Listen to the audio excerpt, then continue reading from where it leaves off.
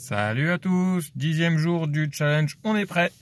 Aujourd'hui 24 novembre, en ce jour de manifestation des Gilets jaunes, on va parler carburant.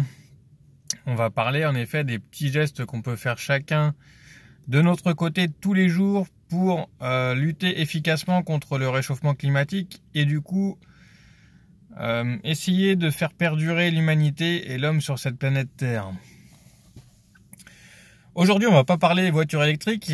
Non, d'ailleurs, en parlant des voitures électriques, j'ai lu tout à l'heure un article, il semble qu'il vient du Canada, sur un petit canard canadien, comme quoi rouler en voiture électrique aurait un bilan carboné plus nocif que des voitures roulant au pétrole.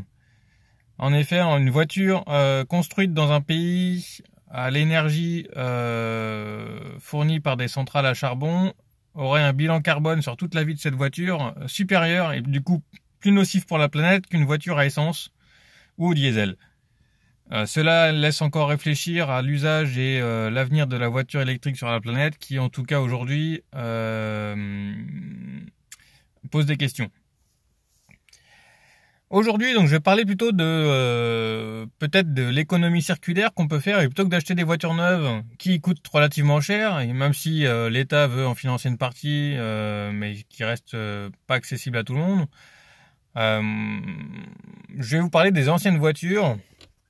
On a ici une Peugeot 306 de 2000 essence qui roule d'origine au super samplon 95 ou 98, peu importe, et qui aujourd'hui roule au biocarburant, à l'éthanol, donc un carburant qui n'est pas issu du pétrole, qui n'est pas issu d'une énergie fossile, mais qui est issu d'une énergie verte, d'un alcool fait à partir de végétaux, notamment la betterave et d'autres végétaux, et à l'avenir certains autres, et qui permet du coup de réduire les pollutions et l'usage du coup des carburants à base de pétrole.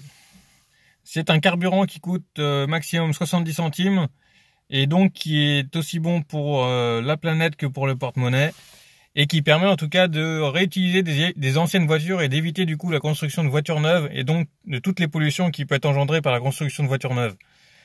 Voilà, c'était mon petit message du jour. Je vous laisse réfléchir à tout ça et je vous dis à demain. Allez, salut!